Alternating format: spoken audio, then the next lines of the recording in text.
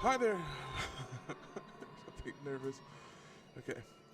Hi there, everybody. Welcome to Talking Business. My name is Emel Bonte. I am going solo today. Co-host Ian Jackson can't be here this week. So, as I promised, I said that this is also a Let's Play channel, and I wanted to start off the Let's Play experience with a game that means a lot to me.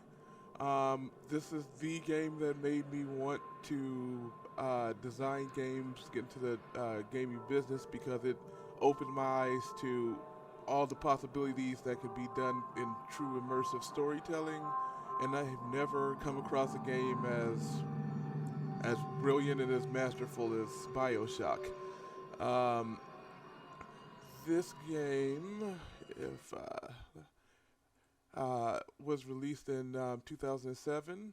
It is a creation by the brilliant and pretty much one of the best game designers for me, Ms. Ken Levine. I was a fan of his with System Shock 2, and I got to play a really great game under really great circumstances. One of the best sound setups I've ever had with a game that was just remarkably terrifying. My two favorite genres is mainly comedy and horror. Horror is my number one. I love horror games above all else because it makes you feel something that is not easy to come by, and there's nothing as pure in making you almost feel like you're in danger of that just gives you proper scares than when it comes to video games. This game I thought was horrifying until you get to the end, and then it becomes something else. It's brilliant. It's a 3 act play. It's a movie. It's everything in an immersive video game experience. And I want to experience with you today. So we're going to do this in 15-minute increments because I don't got it like that on YouTube yet. So let's jump in, and I will talk to you about how impressive the show don't tell storytelling is, and how some of the better games have followed suit, but nobody has given as much thought and care as this game when it comes to a genre and to video games, period. So let's jump in. It's been a while. At the bit, it's been like 10 years. So I'm just gonna play it on medium. Uh, I I haven't played video games in a bit, and as much as I love this one, I remember very few things. I used to revisit it on a yearly basis just so I can refresh myself on the gameplay tenements, but I let too many years go by, so we're just playing it for the storytelling and immersion mainly, so let's just do it for that.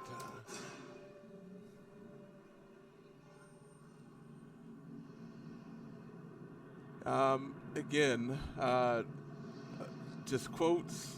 Uh, each chapter that loads in gives you very, very little into the storyline. It's all discovery based upon this obscure character that is absolutely meaningless.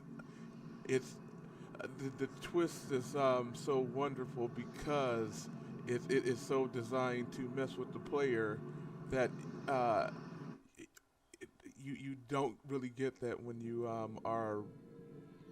I'm going to be quiet and allow you to experience the opening. They told me, son, you're special. You were born to do great things. God, this game is so good. You know what? They were right.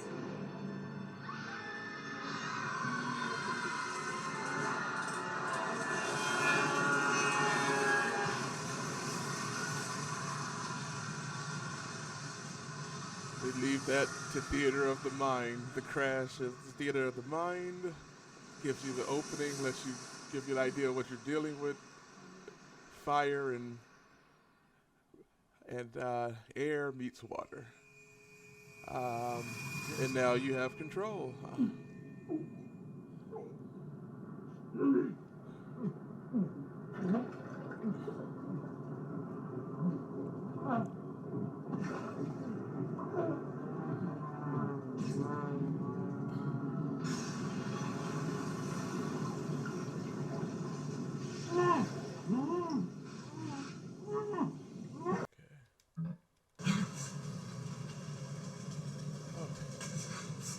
Okay. Sorry. Go a little bit longer. Had to do a quick fix. All right. Here we go. Look at how gorgeous this game is. So, uh, you don't get to see the crash, but you get to experience it. Again, all fire and wreckage all around you. It's very intense. You don't know where to go or what to do.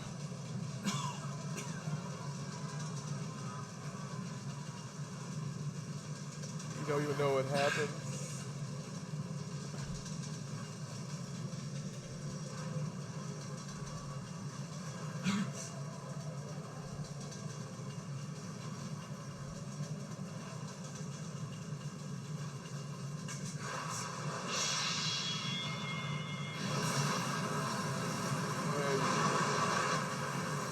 There's your plane, and there's the gateway. I know a lot of people who are familiar with storytelling knows about the storytelling principles about crossing the gateway to begin the adventure. This is the gateway, and it's super impressive. So I love how the game makes you take its time to stop and actually watch as the rest of the plane go down. The world is happening, and you know just about as much as the character knows. One of the other wonderful things that it does to give you ultimate immersion is you feel like this character is a proper avatar more than any other character, more than Duke Nukem, more than anybody else. You're just some guy who survived the plane crash and is now seeing something otherworldly. Okay, so let's go in.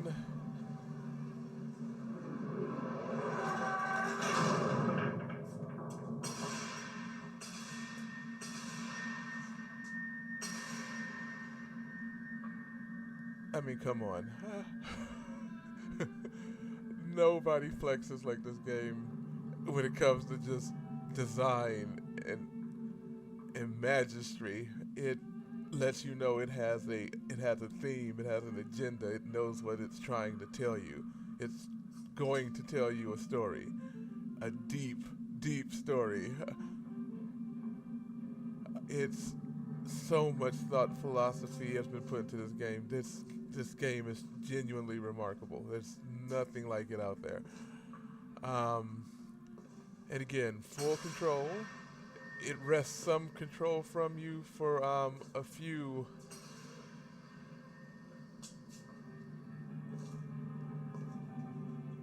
sequences, but once you are in control of the game, you are in full control of the game.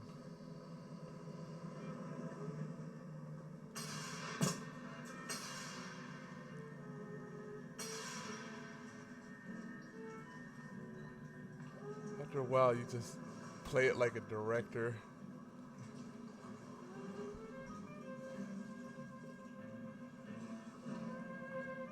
Oh, the music. Such a fine experience. I love this game so much. Like, this game did so much for the look, styling, and everything when it comes to a lot of games. Its influence is legendary. Still have control, so you can look around. It takes its time. It lets you get to know the world. It introduces you pieces at a time to make you feel comfortable, and then it'll be disorienting later on. I am Andrew Ryan, and I'm here to ask you a question.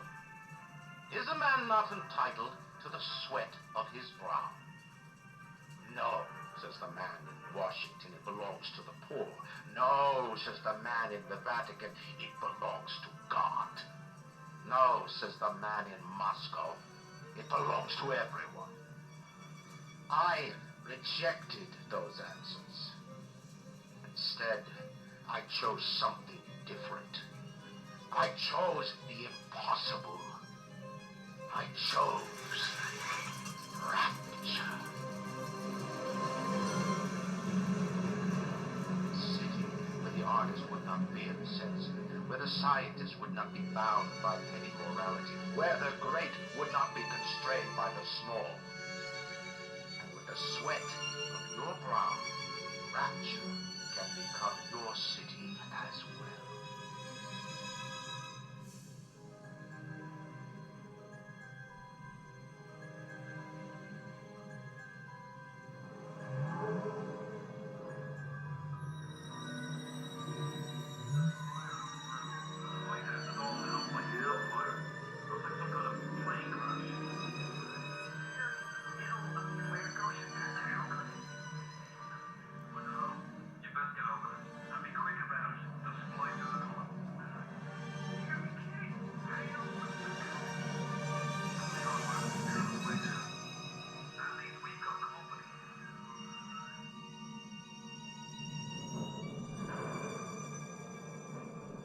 Okay, that was the intro. Now begins the game. That is how you introduce anything. I was super excited when I found out. I believe they made the announcement super long time ago. I believe Gore Verbinski was going to do the movie for this, and everyone was like, "There's not enough money in the world to get this done. There's no way it could be done." And fortunately, time seemed to have proved that to be true.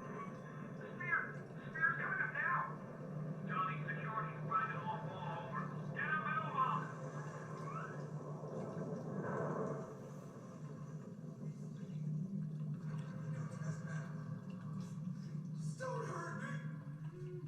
Just let me go!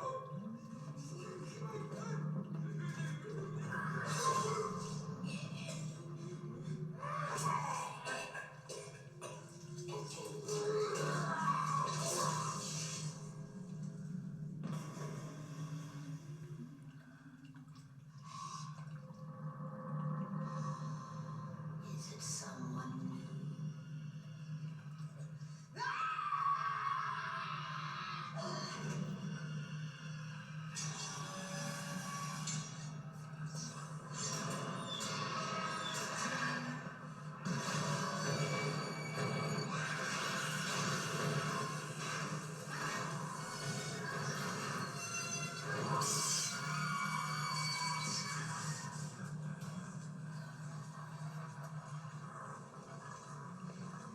Would you kindly pick up that shortwave radio? I don't know how you survived that plane crash, but I've never been one to question Providence. I'm Atlas, and I aim to keep you alive. Now keep on moving. We're gonna have to get you to higher ground. The sound Deep breath is. and step out of the bathysphere. I won't leave you twisting in the wind. The We're sound is. gonna need to draw out a height, but you're gonna have to trust me. This is. I want to explain the brilliance of this sometime later on. The Vita Chamber. If you are killed by the hostile denizens of Rapture, you will be revived live and whole at the last Vita Chamber you pass. Some of your health will be restored, and you'll always have at least a small amount of Eve. Vita Chambers work automatically, there is no need to use or activate them. Oh my god. So we have this thing that functions as the thing that respawns you, but they don't just leave it at that. They give it storyline. They actually put why these are here, why it makes sense for them to be here, and why it revitalized you, particularly you, later on. It looks like we're coming close to the end of our first chapter.